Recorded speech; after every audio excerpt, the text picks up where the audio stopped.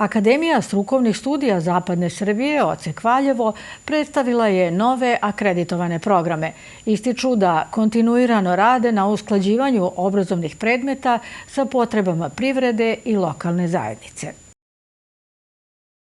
Akademija strukovnih studija Zapadne Srbije, Odsek Valjevo, uvodi nove studijske programe. Prateći savremene tokove u društvu, uočili su nove potrebe u organizaciji radnih mesta u firmama, kako na području grada Valjeva, tako i u Srbiji. Za njih su dobili rešenje o akreditaciji Nacionalnog akreditacionog tela. Analizirali smo u stvari neki način potrebe privrede, potrebe javnog sektora, imajući u vidu pre svega velike promene u oblasti tehnike, u oblasti tehnologije, analizirajući neke druge slične institucije nama, akreditovali smo 6 skoro potpuno novih nekih izmenjenih usmerenja na osnovnim studijama i jedan studijski program na masteru sa 2 modula, odnosno 2 usmerenja. Pa da počnemo od ovog prvog, nešto što apsolutno u ovoj instituciji do sada nije postojalo. Mi smo do sada sve programe imali akreditovane u društveno-humanističkom polju. Pokušavali smo mi ovo i 2017.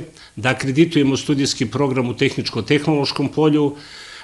Ti standardi su vrlo rigorozni u smislu kadrova, u smislu sposobnosti kakve kadrove imate, tako da smo od zadnjih 7 godina radili na tome i evo ove godine uspeli smo da akreditujemo jedan studijski program u tehničko-tehnološkom polju pod nazivom Informacioni sistemi i računarska grafika.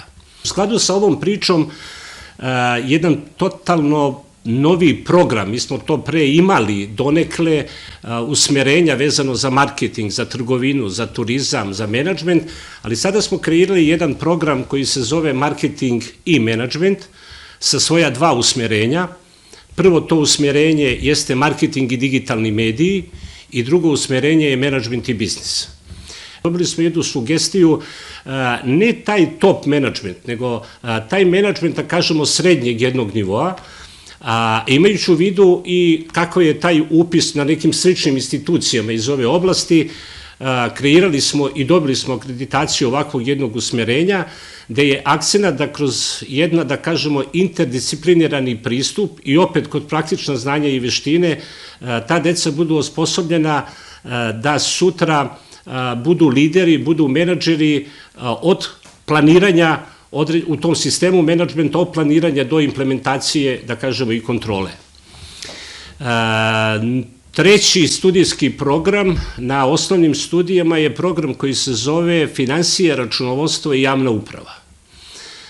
Što se tiče, u okviru toga opet imamo 3 usmerenja, finansije, bankarstvo, osiguranje i računovodstvo, revizija i porezi.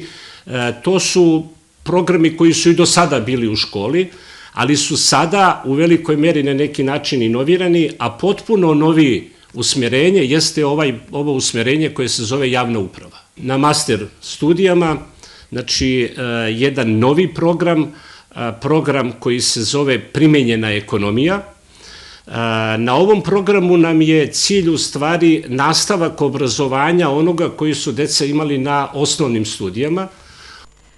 Sa novim programima upoznali su predstavnike rukovodstva grada Valjeva, firmi, srednjih škola, kao i svih zainteresovanih.